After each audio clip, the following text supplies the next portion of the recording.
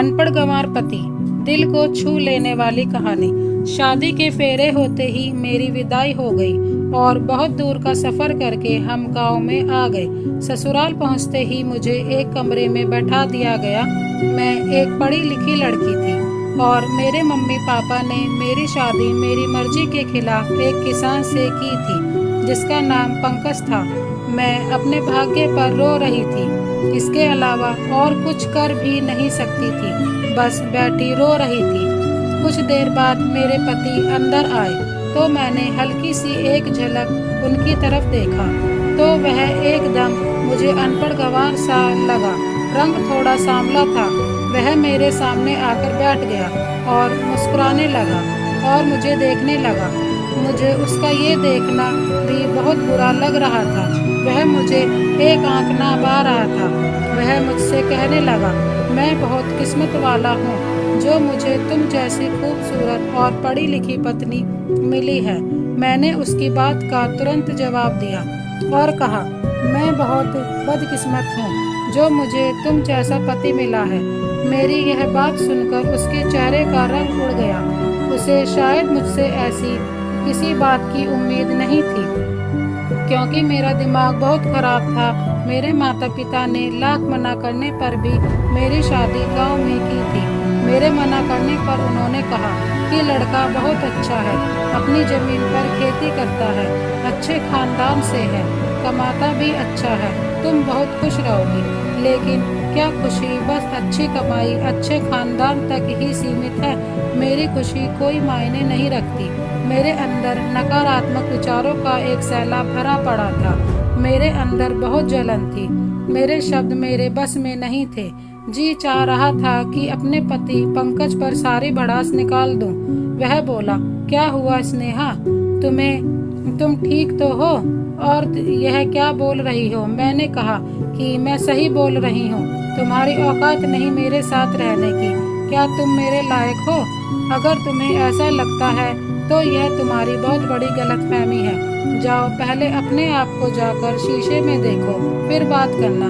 ना तुम पढ़े लिखे हो और ना देखने में अच्छे लगते हो। मेरे मम्मी पापा को ना जाने तुमने क्या देखा जो मेरी जिंदगी खराब कर दी। ये सब बोलकर मैं रोने लगी। वह चुप होकर बैठ गया और बहुत मायूस भी हो गया।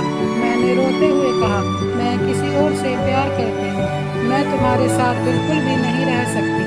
मेरी यह बात सुनकर वह हक्का बक्का रह गया और बोला, स्नेहा यह क्या बोल रही हो? होश में तो हो तुम? मैंने कहा, इसमें हैरान होने वाली कौन सी बात है? जिससे मैं प्यार करती हूँ वह 1000 गुना अच्छा है, स्मार्ट है, पढ़ा लिखा है। यह सुनकर उसकी आंखें नम हो गई और वह बाहर जाकर चला गया। मगर यह सच था, मैं एक लड़के से प्यार करती थी जो मेरे कॉलेज में ही था। कुछ दिन हम मिले, एक दूसरे से बातें करते करते कब हुआ पता ही नहीं चला। मैं अभी भी अपनी किस्मत पर रो रही थी। कुछ देर बाद पंकज वापस रूम में आया। उसकी आंखें थोड़ी सूजी हुई थी और पूरा चेहरा पानी से गीला था। वह शायद रो कर आया था। उसने चादर उठाई और नीचे जमीन पर लेट गया। मैंने भी अपने कपड़े बदले और बेड पर सो गई। बहुत दिनों तक ऐसे ही चलता रहा। ना मैंने पंकज से कोई बात की और ना पंकज ने मुझसे। वह सुबह होते ही खेतों में चला जाता। शाम को थक हार कर जब घर वापस आता, उसके मिट्टी से भरे कपड़े और पसीने से पूरा शरीर भीगा रहता है, जिसको देखकर मुझे उससे घिन आती थी। मैं बड़े गुस्से से उसकी तरफ देखती और मुंह फेर लेती थी। मुझे देखकर वह कमरे में चला जाता और नहा धोकर वापस आता। मेरी मजबूरी यह थी कि मुझे सबके साथ बैठकर खाना खाना पड़ता था। मेरे ससुराल में सब एक साथ बैठकर खाना खाते थे, जो मुझसे बिल्कुल भी नहीं होता था। कुछ दिनों तक तो मैं आधे पेट खाकर ही उठ जाती। शायद यह बात पंकज को समझ आ गई थी कि मैं उसके साथ बैठकर खाना नहीं खा पाती, इसलिए वह अब खुद आधा पेट खाकर उठ जाता और मैं भर पेट खाना खाती। मुझे इससे बिल्कुल भी फर्क नहीं पड़ता कि पंकज सारा दिन खेतों में मेहनत करता है और शाम को थक हार कर घर आता है तो उसे भर पेट खाना भी नहीं मिल पाता। मैं तो बस अपनी अधूरी ख्वाहिशों के बारे में ही सारा दिन सोचती रहती और अपने प्यार आशीष के बारे में ही सोचती रहती। मेरे पास जो फ़ोन था वह मेरे मम्मी पापा ने वापस ले लिया था, क्योंकि यहाँ बहू बेटियों को फ़ोन रखने की इजाज़त नहीं है। जब मुझसे रहा नहीं गया तो मैंने सारी शर्म लिहाज छोड़कर अपने पति पंकज से फ़ोन मांगा और बोला कि मुझे आशीष से बात करनी है। मेरी बात सुनकर वह आश्चर्य से मेरी तरफ देखने लगा। मैंने पंकज के हाथों से फ़ोन ले लिया और आशीष का नंबर डायल करके बात करने लगी। जब मैंने आशीष से बात की तो वह भी मेरी वजह से परेशान था।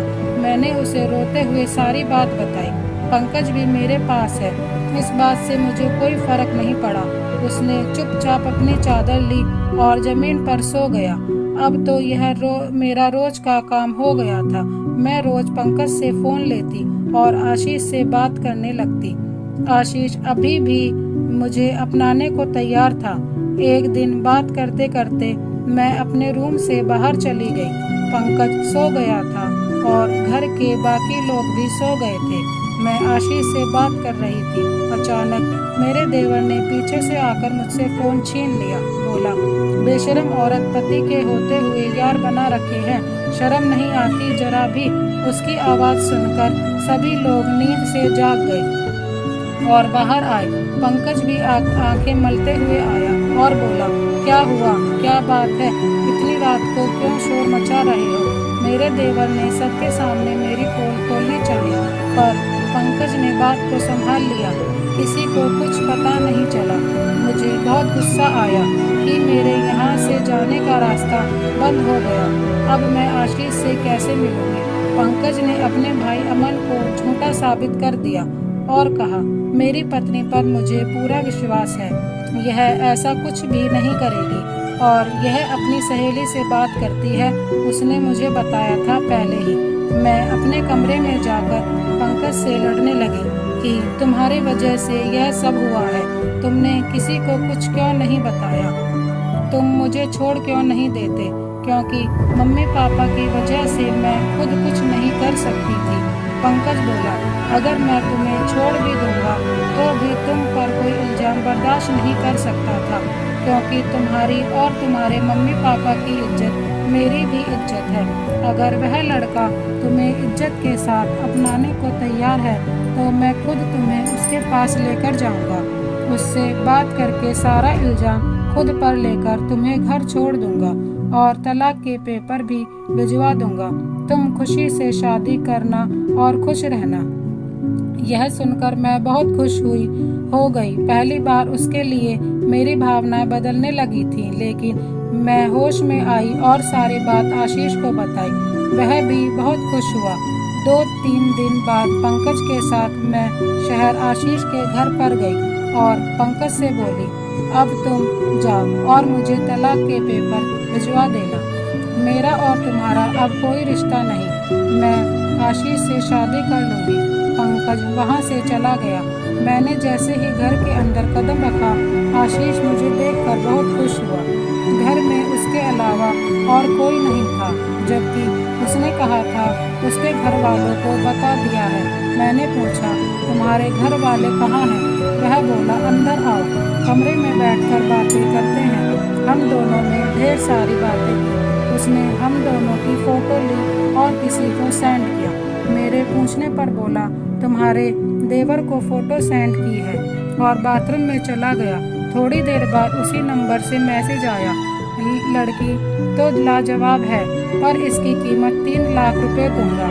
जब मैंने यह पढ़ा तो मेरे पैरों तले ज़मीन खिसक गई। इससे पहले कुछ अनर्थ होता मैं वहाँ से भाग आई और रोते रोते ससुराल पहुँची। मुझे देखकर पंकज चौंक गया और बोला, अब क्या हुआ? बोल तो दिया था तलाक के पेपर भिजवा दूंगा, अब यहाँ क्या लेने आई हो? मैंने उसको सारी बात बताई और वह कुछ नहीं बोला। मैं उसके सामने खुद को बहुत छोटा महसूस कर रही थी। थोड़ी देर बाद रात हो गई। वह हमेशा की तरह अपनी चादर बिछाकर नीचे सो गया, लेकिन आज मुझे नींद नहीं आई और मैं सारी रात रोती रही। पंकज के साथ जैसा व्यवहार मैंने किया था, मुझे खुद से नफरत हो रही थी। सुबह होने के बाद मैंने देखा पंकज अपने बिस्तर पर नहीं था। मैंने रात को ही मन बना लिया था कि पंकज से माफ़ी मांगकर उसके साथ अपनी नई शुरुआत करूंगी। उससे ज़्यादा प्यार मुझे कोई नहीं कर सकता था, क्योंकि व्यक्ति की असली खूबसूरती उसके अच्छे व्यवहार से होती है और मेरा पंकज तो मुझे बहुत ही अच्छा था। शाम को जैसे ही पंकज खेतों से घर आया, मैंने उससे माफ़ी मांगी। मैं बहुत रोई, लेकिन पंकज कुछ नहीं बोला।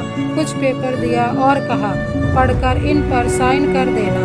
मैंने उससे कहा, मुझे तलाक नहीं चाहिए, मुझे माफ़ कर दो, मैं हमेशा तुम्हारे साथ रहना चाहती हूँ। लेकिन वह बिना कुछ बोले वहाँ से चला गया। मैं रोती रही, सोचा रात को फिर से माफ़ी मांग लूँगी। और वह कुछ देर बाद कमरे में आए और अपनी चादर ओढ़कर सोने लगे। मैंने उन्हें रोका और बोली, आपकी जगह वहाँ नहीं है, आपकी जगह बेड पर है। और पंकज के पैरों में गिरकर रोने लगी। मुझे तलाक नहीं चाहिए, मुझसे गलती हो गई, चाहे तो तुम मुझे मारो डांटो, मैं कुछ नहीं कहूँगी।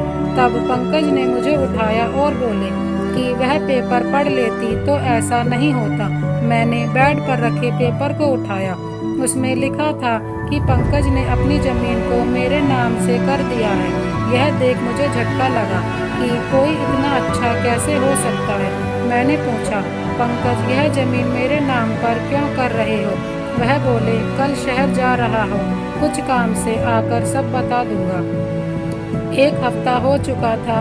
मैं बड़ी बेसब्री से पंकज का इंतजार कर रही थी, लेकिन वह नहीं आए।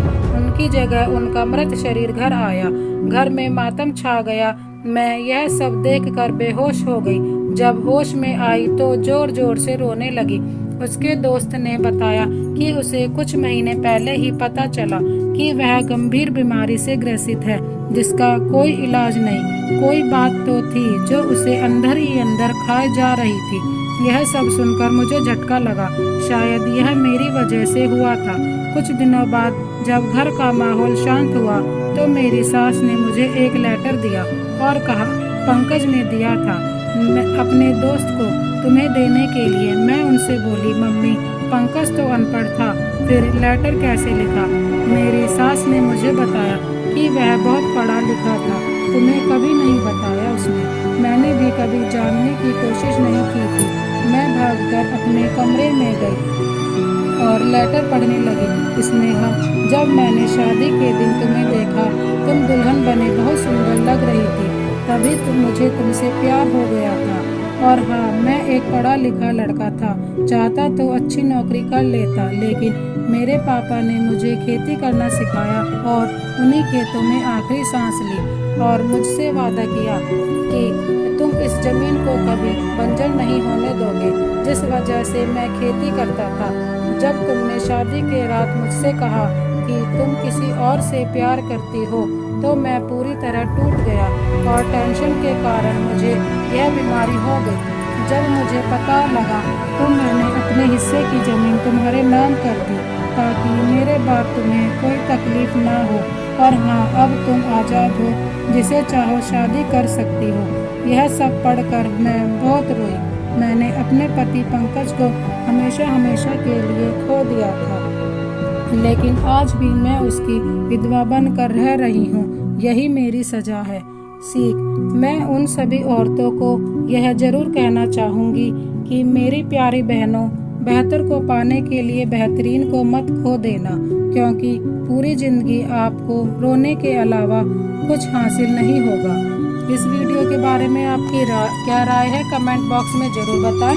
इसी तरह की वीडियोस देखने के लिए हमारे चैनल को सब्सक्राइब कर बेल आइकन को प्रेस कर दें। Thank you so much. Vande Mataram.